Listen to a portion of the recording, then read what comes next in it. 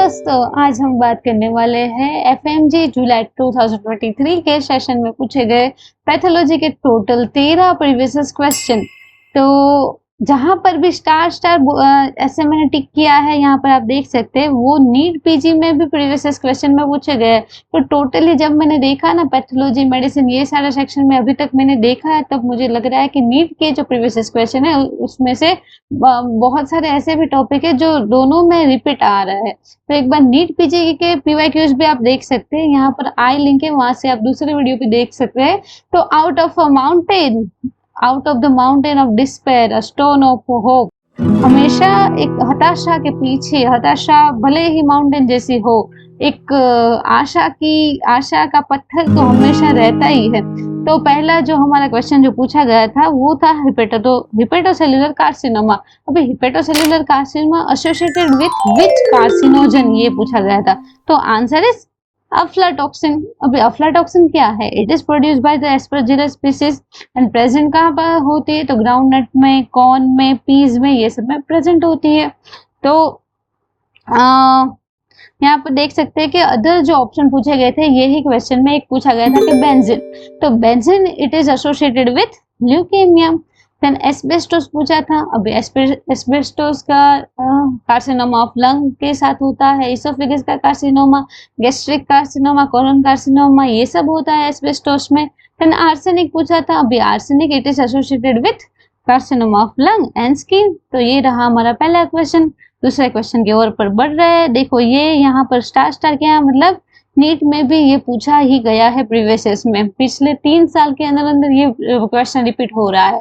तो यहाँ पर हमें पूछा गया था कि HBsAg पॉजिटिव है and IgM anti HBsAg positive है।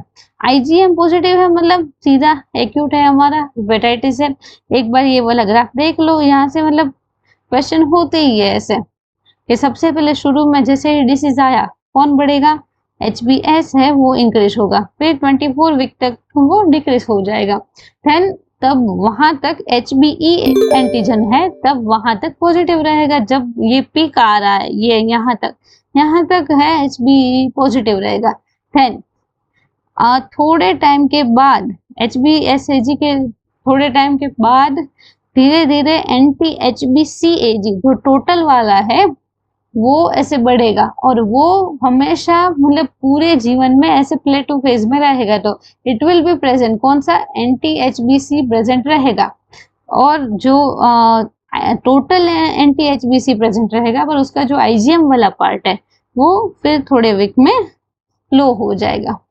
देन जो आफ्टर HBsAg डिक्लाइन होगा, उसके बाद थोड़े वीक्स के बाद एंटी HBs जो है वो हमारा इंक्रीज होगा, फिर डिक्रीज हो जाएगा। तो यहाँ तक था हमारा HBeAg एंड यहाँ से एंटी HBe। तो ये है हमारा हेपेटाइटिस का जो है वो ग्राफ्स। तो नेक्स्ट क्वेश्चन की ओर बढ़ रहे हैं। नेक्स्ट क्वेश्चन जो पूछा गया था कि नीचे में से फॉलोइंग क्वेश्चन में से कौन से मीडिएटर ऑफ क्रोनिक इन्फ्लेमेशन है? तो देखो TGF बीटा जो है it is associated with chronic inflammation. Chronic inflammation वो कैसे उसके साथ वो ताल्लुकात रखते हैं वो हम देख लेते हैं कि उसमें क्या रहता है कि मैक्रोफेज, हम सबको पता है मैक्रोफेज किसी को खा जाने वाले जो सेल होते हैं वो क्रोनिक इन्फ्लेमेशन के साथ जुड़े हुए हैं।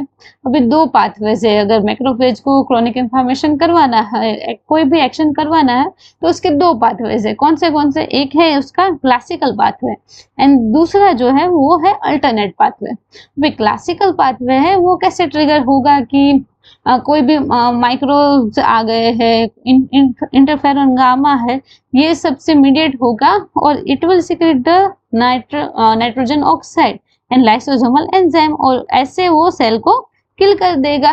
दूसरा जो pathway that is alternate pathway. अभी अल्टरनेट पाथवे कहाँ से ट्रिगर होगा? तो खुद के हमारे से टी सेल है, T cell cytokine interleukin 4 and interleukin 13 उससे एक्टिवेटेड होता है, और वो क्या करेंगे? वो करेंगे टिश्यू का फाइब्रोसिस एंड रिपेयर। उसके लिए वो लोग क्या यूज करेंगे? उसके लिए यूज करेंगे TGF बीटा। तो क्रोनिक इन्फ्लेमेशन के साथ कौन जुड़ा है? TGF बीटा जुड़ा है। Then another option from this question, क्या क्या पूछा गया था? एक पूछा गया था कि मीडिएटर्स ऑफ एक्यूट, मतलब ये क्रोनिक इन्फ्लेमेशन का क्या है कि टीजीएफ बीटा है। तो अदर जो ऑप्शन थे क्या कौन से थे? Tumour necrosis factor, interleukin 1 and interleukin 6। ये सारे कौन से हैं? एक्यूट फेज रिएक्शन वाले हैं मीडिएटर्स, क्रोनिक वाले नहीं है। TNF1, TNF, interleukin 1 and interleukin 6 that are acute phase reactant mediators, and TGF beta is chronic inflammation mediators. Then another question, देखो ये भी 2-3 बार पूछा ही गया है ऐसे। थायराइड का कार्सिनोमा, थायराइड के कार्सिनोमा सिर्फ 4 है, वो सिर्फ आपको याद रखना है, वो याद आ गए तो उसमें से एक क्वेश्चन आ जाएगा, ऐसे समझ लो। यहाँ पर पूछा गया है कि थायराइड न्यूप्लाजिया अराइज फ्रॉम, कहाँ से अराइज होता है? तो पैराफोलिकुलर सी सेल से जो अगर अराइज हो रहा है तो वो कौन सा होगा? तो that is medullary carcinoma of thyroid. अभी हमें हम बताया कि medullary carcinoma of thyroid it is associated with MEN2A, MEN2B, ये सारे सिंड्रोम के साथ एसोसिएटेड है। रेड जीन का म्यूटेशन होगा इसमें, 50 to 60 ईयर वाले लोग, फीमेल प्रीपोर्डेंस है, एंड दैट विल ये लोग क्या सीक्रेट करेंगे? कैल्सिटोनिन। तो ट्यूमर मार्कर क्या है मेडुलरी कार्सिनोमा थायराइड का? Calcitonin is the tumor marker। दूसरा ट्यूमर मार्कर कार्सिन एम्ब्रियोजेनिक एंटीजन, वो भी है। देन ACTH जो करेगा वो क्या करेगा? कुशिंगोइड सिम्टम्स लाएगा मेडुलरी कार्सिनोमा थायराइड के पेशेंट में। माइक्रोस्कोपी में क्या मिलेगा मेडुलरी वाले में? एक तो मेडुलरी जो है वो न्यूरोएंडोक्राइन ट्यूमर है, तो सेल के फीचर कैसे होंगे? न्यूरोएंडोक्राइन वाले। एंड माइक्रोस्कोपी में अमाइलोइड स्ट्रोमा मिलेगा। अभी अमाइलोइड के लिए कौन सा स्टेन है? कॉन्गोरेड स्टेन है। और उसका अगर स्लाइड को हम कॉन्गोरेड से स्टेन करवाएंगे तो वो अमाइलोइड जो स्ट्रोमा होगा वो हाईलाइट होगा। कौन किसमें? मेडुलरी कार्सिनोमा ऑफ थायराइड में। Then another option from this question क्या था? Follicular carcinoma of thyroid. अभी फॉलिकुलर कार्सिनोमा ऑफ थायराइड हम सबको पता है वो बिनाइन है कि मैलिग्नेंट है, वो सेल से नहीं पता चलेगा, वो पता चलेगा कि उसने कैप्सूल जो है वो ब्रिज किया है कि नहीं। पूरा जो थायराइड का कैप्सूलर या वास्कुलर कहीं से भी इन्वेजन है तो it is follicular carcinoma of thyroid. और वो कहाँ पता चलेगा? वो ऐसे पूरी थायराइड जब हिस्टो में आएगी तब पता चलेगा। FNAC के साइटोलॉजी में सिर्फ निडल डालकर नहीं पता चलेगा, पूरे का पूरा जब सर्जन निकालेगा थायराइड का टिश्यू तभी पता चलेगा कैप्सूल है वो ब्रिज हुआ है कि नहीं। So FNAC is unable to diagnosis between the follicular adenoma and follicular carcinoma. Capsular and vascular invasion if seen, then confirm the malignancy. जो यही एग्जाम में देखो थायराइड के कैंसर में से 2 क्वेश्चन आ गए। एक तो हमारा पेराफोलिकुलर सी सेल से अराइज होने वाले मेडुलरी कार्सिनोमा, एंड दूसरा जो आया जो ये क्वेश्चन में एज अ ऑप्शन था एंड दूसरे क्वेश्चन में एज अ क्वेश्चन था। तो क्या पूछा गया था कि फॉलोइंग जो अलग अलग ऑप्शंस दिए हैं उसमें से मतलब जो रॉन्ग स्टेटमेंट को टिक करो, ऐसा पूछा गया था। तो पेपिलरी थायराइड कार्सिनोमा के बारे में था, तो it is most common thyroid carcinoma, बराबर है। इसमें पेशेंट की हिस्ट्री हो सकती है कि आयोनाइजिंग रेडिएशन लिया है, उसके बाद ये वाला हो सकता है। देन पेपिलरी नाम है तो माइक्रोस्कोप में क्या दिखा गया? ब्रांचिंग पेपिले दिखेंगे, पर इसके जो न्यूक्लियर चेंजेस है that is very utmost IMP। देखो न्यूक्लियर फीचर्स क्या क्या है इसके। पहले तो स्यूडो इंक्लूजन, सेल के अंदर इंक्लूजन जैसा दिख रहा है, स्यूडो इंक्लूजन। देन ग्रूव्स दिख रही है, ऐसे ग्रूव कॉफी बीन टाइप ऐसे कर रही है, ग्रूव्स मिल रही है। देन ऑर्फन एनी न्यूक्लियर, ऐसे सेंट्रल क्लियरिंग हो जाएगा। देखो यहाँ पर सेंट्रल क्लियर होगा तो हमें लगेगा ऐसे ऑर्फन एनी की आइज है ना, ऑर्फन एनी की आइज बीच में पूरी सफेद सिर्फ ऐसे उसकी रिम ही दिख रही हो ऐसी, तो ऑर्फन एनी न्यूक्लियर दिखते हैं, स्यूडो इंक्लूजन दिखता है, एंड तीसरा ग्रूव्स न्यूक्लियर ग्रूविंग दिखते हैं। तो ये है nuclear feature of papillary thyroid carcinoma. यहाँ पर क्या होता है कि मोस्टली केस में क्या होता है कि जब पेशेंट प्रेजेंट होता है ना तब तक उसकी जो सर्वाइकल लिम्फ नोड है ना वहां तक मेट्स हो जाता है, तो उसको ऑब्लिगेटरी लिम्फ नोड भी बोलते हैं। एंड लेटरल एबेरेंट थायराइड कि जहां पर सर्वाइकल लिम्फ नोड ने इन्वेड कर दिया है पेपिलरी कार्सिनोमा ने। सर्वाइकल लिम्फ नोड, उसको बोलते हैं लेटरल एबरेंट थायराइड। अभी ये क्वेश्चन में क्या ऑप्शन दिए थे कि ये जो papillary thyroid carcinoma it is most common in 30 to 50 year, prognosis is good. देखो जो मोस्ट कॉमन, भगवान ने हमारे शरीर में ऐसी चीजें देखी है जो मोस्ट कॉमन रहेगी ना तो उसका प्रोग्नोसिस गुड प्रोग्नोसिस रहेगा उसका। तो अगर papillary carcinoma thyroid it is occurring most commonly in the community, तो प्रोग्नोसिस इसका गुड है, ऐसा याद रखो। तो ये थे ऑप्शंस वो क्वेश्चन के। और लास्ट वाला जो है एनाप्लास्टिक कार्सिनोमा ऑफ थायराइड, अभी ऐसे हमने अलग अलग करके एक एक करके डिफरेंशियल अपने निकाले कि देखो ये फॉलिकुलर नहीं है, पेपिलरी नहीं है, मेडुलरी नहीं है। देन लास्ट में हम या तो पूरली डिफरेंशिएटेड कार्सिनोमा हो सकता है या हो सकता है एनाप्लास्टिक कार्सिनोमा ऑफ थायराइड। अभी anaplastic carcinoma of thyroid it is aggressive neuroplasm है, हाई मोर्टेलिटी रहती है उसमें, और माइक्रोस्कोपी में लार्ज प्लियोमॉर्फिक सेल दिखते हैं, स्पिंडल सेल के भी सेल दिखते हैं। एनाप्लास्टिक का कुछ मतलब नक्की है नहीं कि कहाँ जाएगा कैसे जाएगा, ऐसा है। तो ये सब नहीं हो ना हमारे सारे जो तीन, तो हम सोच सकते हैं कि ये दो हो सकती है possibility, poorly differentiated and anaplastic carcinoma of thyroid. Then next question पे आ गए, देख रहे हैं आप ये इमेज, यहाँ पर एक अच्छा सा फ्रूट दिख रहा है। पहले तो ये टिश्यू कौन सा है, पहचान सकते हो कि नहीं ये टिश्यू कौन सा है? चलो पहले क्वेश्चन की ओर बढ़ रहे हैं कि क्वेश्चन क्या दिया है।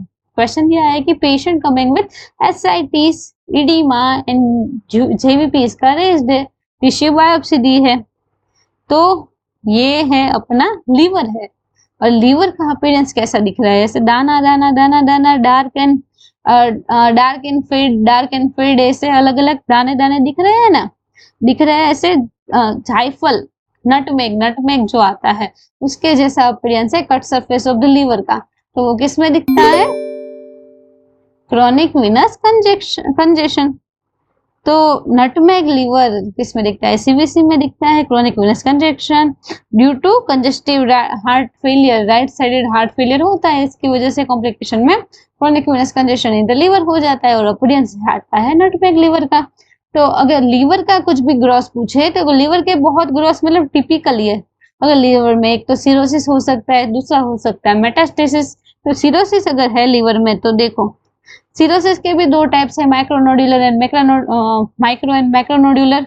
माइक्रो है तो लेस देन 3 mm की, अगर ये जो है यहाँ पर ऐसे लेस देन 3 mm का गोला गोला बन रहा है, माइक्रोस्कोपी में दिख रहा है, डेट इज माइक्रोनोड्यूलर। और ग्रोसली ग्रेटर देन 3 mm की अगर बन रही है तो that is macroscopic cirrhosis, macronodular cirrhosis. तो यहाँ पर ऐसे पूरी उसकी सरफेस जो स्मूथ होती है वो ऐसे बिगड़ जाके दाने दाने नोड्यूल्स बनाती है, तो that is liver with cirrhosis.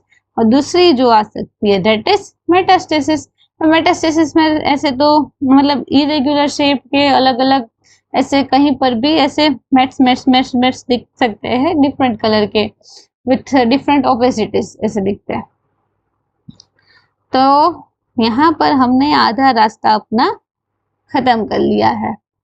तो आप देख सकते हैं यहाँ पर टॉम हमारा स्पाई बन रहा है, every spy movie scene when the spy gets called for a job.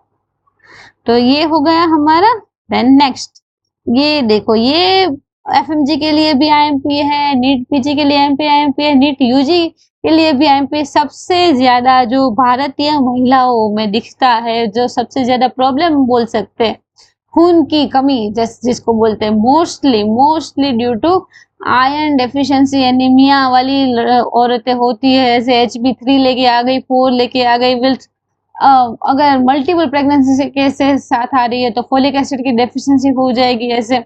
तो it is very common in the India. तो यहाँ पर पूछा गया था कि हिस्ट्री ऑफ, नीट में भी पूछ रहे हैं, एफएमजी में भी बार बार ये क्वेश्चन तो पूछ ही रहे हैं, आयरन डेफिशिएंसी एनीमिया, मेगालोब्लास्टिक या फोलिक एसिड डेफिशिएंसी, इन तीनों में से कोई एक का क्वेश्चन मतलब आ ही सकता है ऐसे।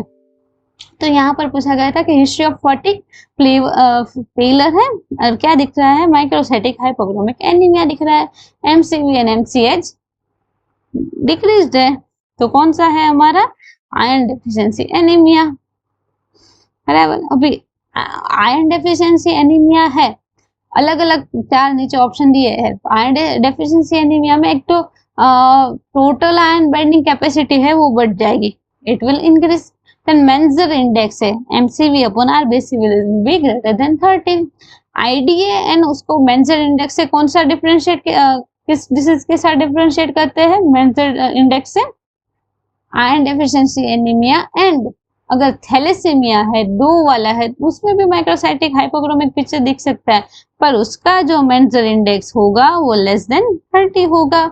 उसके पेरिफेरल स्फीयर में टारगेट सेल दिखेंगे, क्रूपर्ट स्कल दिखेगी, फिर हिस्ट्री मिलेगी कि रिपीटेड ट्रांसफ्यूजन ऑफ ब्लड जा रहा है पेशेंट को, तो ये सब होगा तो थैलेसीमिया होगा।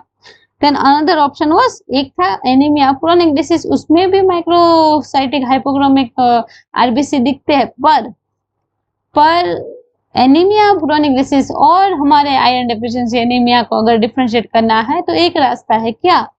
टोटल आयरन बाइंडिंग कैपेसिटी देख लेनी है। अगर इंक्रीज है तो कौन होगा? आयरन डेफिशिएंसी एनीमिया, और डिक्रीज है तो एनीमिया क्रोनिक डिसीज रहेगा।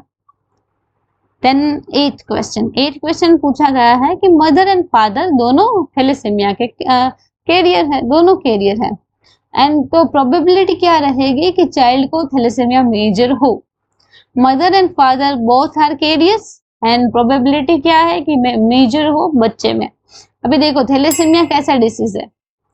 It is autosomal recessive. अभी ऑटोसोमल रिसेसिव वाले लोग का क्या है कि दोनों जो एलाई होते हैं दोनों मतलब वो प्रेजेंट हो डिसीज वाले, तो ही जो चाइल्ड में ये वाली पॉसिबिलिटी आएगी कि डिसीज रहेगा थैलेसीमिया मेजर। तो अगर देखो जो मदर है उसका बड़ा एक्स एंड जो छोटा है एक्स है it is affected with thalassaemia, और फादर इज कैरियर, तो उसका जो छोटा मतलब जो एक्स है वो कैरियर है, तो छोटा वाला डिसीज वाला एक्स रहेगा और उसका वाई जो है इट इज नॉर्मल। तो कौन सी पॉसिबिलिटी हो सकती है देख लेते हैं कि बड़ा एक्स है उसके साथ छोटा एक्स, तो ये बन गई हमारी एक पॉसिबिलिटी। बड़े एक्स के साथ दूसरा जो वाई जो नॉर्मल है वो एक पॉसिबिलिटी हो गई। तीसरी पॉसिबिलिटी है कि छोटे एक्स के साथ ये छोटा एक्स, तो एक पॉसिबिलिटी ये है। एक पॉसिबिलिटी है कि छोटे एक्स के साथ नॉर्मल वाई, ये तो उसमें से इन चारों में से कौन डिसीज करेगा? जहां पर बोथ एलाई है वो जहां पर आए हैं दोनों जो थैलेसीमिया माइनर वाले जो कैरियर वाले जो जीन है दोनों जहां पर प्रेजेंट हो रहे हैं वो वाला बच्चा है वो थैलेसीमिया मेजर का आगे उसको डिसीज हो सकता है। तो वो कितने परसेंट है? ये अगर है 4 तो 4 में से एक यानी कि 25% जो है कि बच्चे को थैलेसीमिया मेजर हो। 9th क्वेश्चन पूछा है कि फॉलोइंग में 4 ऑप्शन दिए गए थे वहां पर कि not which is not a sign of the irreversible injury, कौन सी नहीं है? तो blebbing of plasma membrane it is not a sign of reversible injury, कौन सी है? तो न्यूक्लियर पिक्नोसिस मतलब क्या हो जाता है? ऐसे जो न्यूक्लियस है उसको कंडेंस हो जाता है, ऐसे उसका क्रोमेटिन कंडेंस हो जाता है, साथ में मतलब ऐसे डार्क हो जाता है न्यूक्लियस अगर हिस्टो में देखेंगे तो। देन कैरियोहेक्सिस मतलब टूट रहा है वो, उसका फ्रेगमेंटेशन हो रहा है। देन कैरियोलाइसिस मींस अभी डिसॉल्व हो रहा है वो। तो ये जो चेंजेस है इट इज ये सारे 3 जो चेंजेस बोले वो किसके पेक्युलरिटीज है? It is peculiarities of cell death पर कौन सी टाइप की? प्रोग्राम्ड, और दूसरी टाइप की कौन सी होती है? प्रोग्राम एपोप्टोसिस होती है और दूसरी होती है नेक्रोसिस। तो नेक्रोसिस में ये सब इरिवर्सिबल सेल इंजरी अगर होगी तो ये सब होगा, क्या होगा? Nuclear pyknosis, karyorrhexis and karyolysis. Next question क्या पूछा गया है कि कौन सा इनहिबिट करेगा फेरोपोर्टिन को? अभी फेरोपोर्टिन को इनहिबिट करेगा तो आंसर इज इंटरल्यूकिन 6। अभी देखते हैं कि कैसे इंटरल्यूकिन 6 आंसर आ रहा है। तो इंटरल्यूकिन 6 हम सबको पता है इट इज इन्फ्लेमेटरी मीडिएटर। अब इन्फ्लेमेटरी मीडिएटर है तो ये वो क्या करेगा? It will stimulate the production of the hepcidin. अभी हेप्सिडिन जो है वो इनहिबिट करेगा फेरोपोर्टिन को, इसलिए इंटरल्यूकिन 6 है वो इनहिबिट किसको करेगा? फेरोपोर्टिन को by increase the production of the hepcidin. अभी वो लोग बोल रहे हैं कि residency is very crucial age where it is the age for the मतलब प्रोफेशनल लाइफ की भी वही एज है, पर्सनल लाइफ की भी वही एज है। तो यहाँ पर पूरी हस्तरेखा की हमने ऐसा मीम डाला है, क्यों? क्योंकि हस्तरेखा हमको लगता है ऐसे एस्ट्रोलॉजर को ही आता है, पर ऐसा नहीं है, हमको भी ऐसे हस्तरेखा आती है। हस्तरेखा विद्या देख लो कैसे, ये वाला हस्तरेखा अगर है किसी की तो कौन सा डिसीज होगा? Child with intellectual disability plus endocardial cushion defect है। और ऐसी लाइन दिख रही है, सीधी लाइन दिख रही है, हैंड में हस्तरेखा इसकी दिख रही है ऐसी, तो कौन सा डिसीज होगा? तो then that is Down syndrome. और ये जो लाइन है इसको क्या बोलेंगे? सिमियन क्रीज बोलेंगे। तो आ गई ना हस्तरेखा। देन नेक्स्ट क्वेश्चन देखो, फियोक्रोमोसाइटोमा पे भी नीट पीजी में भी क्वेश्चन पूछा है और एफएमजी में भी क्वेश्चन आ रहा है इसके कि patient presented with hypertension, palpitation and sweating, ये सब है, और उसके catecholamine and aldosterone level are increase. तो कौन सा डिसीज है? तो that is phaeochromocytoma. NEET PG में पूछा गया था कि इन्वेस्टिगेशन ऑफ चॉइस क्या रहेगी फियोक्रोमोसाइटोमा की? तो that is investigation of choice is MRI and disease है फियोक्रोमोसाइटोमा। देन ये भी बहुत बार पूछा गया है, ये एफएमजी में भी रिपीटेड एक ही साल में 2 बार पूछा गया है। 10 ईयर ओल्ड मेल चाइल्ड है, presented with haematuria, hypertension and facial puffiness.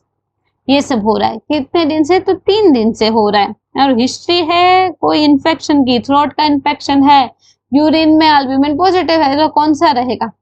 जब भी ऐसे हिस्ट्री आए कि थ्रोट का इन्फेक्शन है, लेरिंजियल इन्फेक्शन है, कहीं पर भी ऐसे इन्फेक्शन है, लंग का इन्फेक्शन है, तो क्या हो सकता है? That is post streptococcal glomerulonephritis. और यहाँ पर पूछा गया था तो उसके साथ एसोसिएटेड जो स्ट्रेप्टोकोकाई है वो कौन से हैं?